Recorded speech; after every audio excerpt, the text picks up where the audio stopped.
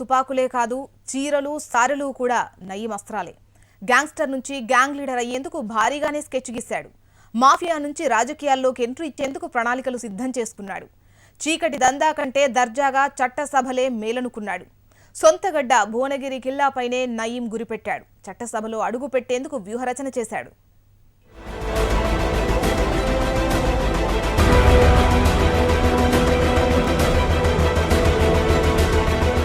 Nayeem case దర్యాప్తులో నమ్మలేని నిజాలు బయటపడుతున్నాయి.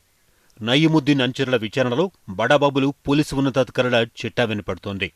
మాఫియా సామ్రాజ్యం నుంచి రాజకీయ రంగప్రవేశం చేసేందుకు వ్యూహరచన చేసినట్లుగా తెలుస్తోంది. ఏనాటికైనా సరే తానే భువనగిరి ఎమ్మెల్యేనంటూ పదే పదే సహచరులకు నయీం చెప్పుకున్నాడు. తన జీవిత లక్ష్యం ఇదేనని ప్రచారం చేసుకున్నాడు.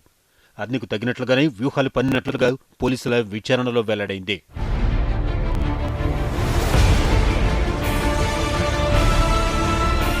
ఖాకీ పెద్దల అండదండలతో రెచ్చిపోయి వేల కోట్లు సంపాదించిన నయీం పొలిటికల్గా రాణించేందుకు స్కెచ్ని గీశాడు. నోట్ల కట్టలతో ఓట్లను పొందాలని ప్రణాళికలు రూపొందించాడు. ఎన్నికల్లో ఓటుకు భారీగా డబ్బు ఖర్చు పెట్టి గెలవాలన్న కోణంలో కూడా ప్లాన్ చేసినట్లుగా విచారణలో బయటపడింది. 5 ఏళ్లుగా యువతకు క్రికెట్ కిట్లు, వినాయక విగ్రహాలు అందజేస్తూ తన అనుచర గణాన్ని పెంచుకున్నాడు. పలు వర్గాలకు చెందిన ప్రజలను తన వైపుకు తిప్పుకునేందుకు ప్రయత్నాలు చేశాడు. హత్యలు, దగాలే కాకుండా ఓటర్లకు చీరలు, సారెలు పంచేందుకు భారీగా ఖర్చు పెట్టాడు. సంపాదనలో ప్రతి ఏటా 15% తన నియోజకవర్గ ప్రజలకు కేటాయించాలని నిర్ణయించుకున్నాడు.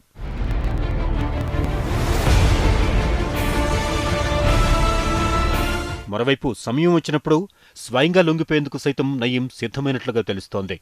న్యాయపరంగా చిక్కులు రాకుండా కేసుల నుంచి ఎలా బయటపడాలో కూడా వ్యూహం రచించుకున్నట్లుగా పోలీసుల విచారణలో వెల్లడైంది. తాను ఎన్నికల్లో పోటీ చేయడానికి సరిగ్గా ఏడాది ముందు పోలీసులకు లొంగిపోయేలా మాఫియాడాన్ ప్లాన్ చేసుకున్నట్లుగా సమాచారం.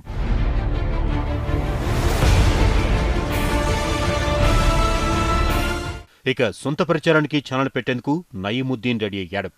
మావోయిస్టులకు వ్యతిరేకంగా తనకు మద్దతుగా ప్రచారం చేసేలా న్యూస్ ఛానల్ ప్రారంభించాడని సమాచారం. హైదరాబాద్లోని బంజారాహిల్స్లో న్యూస్ ఛానల్ హెడ్ ఆఫీస్ ఏర్పాటు చేసి కార్యక్రమాలను భువనగిరి కేంద్రంగా ఆపరేట్ చేసినట్లుగా తెలిసింది. ఇలా ఒక్కో స్టెప్ వేస్తూ పొలిటికల్గా రూట్ మ్యాప్ను వేసుకున్నాడు నయీం.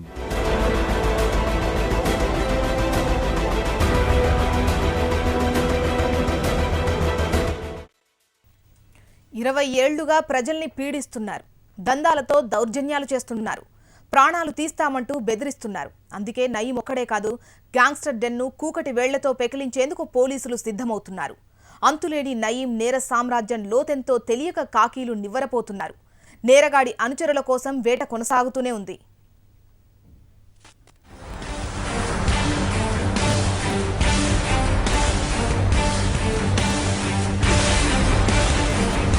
మాఫియా సామ్రాజ్య మూలాలపై శోధన మొదలైంది.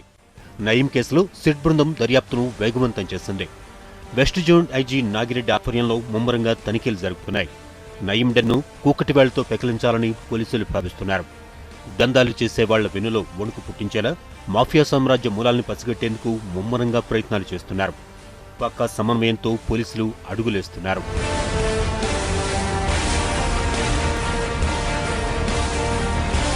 సిట్ ఏర్పాటైన వెంటనే అల్కాపూర్లో నయీం ఇంటిని నాగిరెడ్డి సందర్శించారు. ఆ ఇంట్లో దొరికిన వస్తువులు, తుపాకులు, డాక్యుమెంట్ల వివరాలు తెలుసుకున్నారు. అలాగే గురువారం షాద్నగర్లో నయీం ఎన్కౌంటర్ జరిగిన ఘటనా స్థలాన్ని నాగిరెడ్డి పరిశీలించనున్నారు.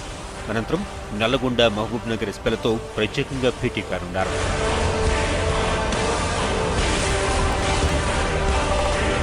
నయీం ముఠాపై కాకీలు ఉక్కుపాదం మోపారు. ఆయన బంధువులతో పాటు 16 మంది అనుచరులని అరెస్ట్ చేశారు. నయీం ముఠాలోని ప్రతి ఒక్కరిపై పీడీ యాక్ట్ నమోదు చేసి జైలుకు పంపేందుకు సన్నాహాలు చేస్తున్నారు. నయీంకు సహకరించిన వ్యక్తులు, రాజకీయ నాయకులు, మామూళ్లు తీసుకున్న పోలీసు అధికారులపైన కూడా చర్యలకు రంగం సిద్ధం చేస్తున్నట్లుగా తెలుస్తోంది.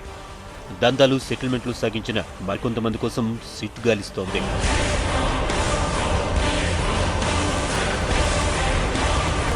నయీం అక్రమస్తులపై రెవెన్యూ రిజిస్ట్రేషన్ శాఖ అధికారులతో సిట్ బృందం చర్చించినట్లుగా సమాచారం. బినామీల పేరిట ఆస్తులను నయీం ఎలా రిజిస్టర్ చేయించాడు, నిజంగానే డబ్బులు చెల్లించాడన్న కోణంలో కూడా ఆరా తీసినట్లుగా తెలుస్తోంది. ఇక నయీముద్దీన్ రాసిన అకౌంట్ బుక్ డైరీలపై విస్తృతంగా చర్చ సాగుతోంది. తాను చేసిన ప్రతి దందా, ప్రతి పని అకౌంట్ బుక్ డైరీలో నయీం రాశాడు. దీంతో అవి దర్యాప్తులో కీలకమయ్యాయి. నయీంకు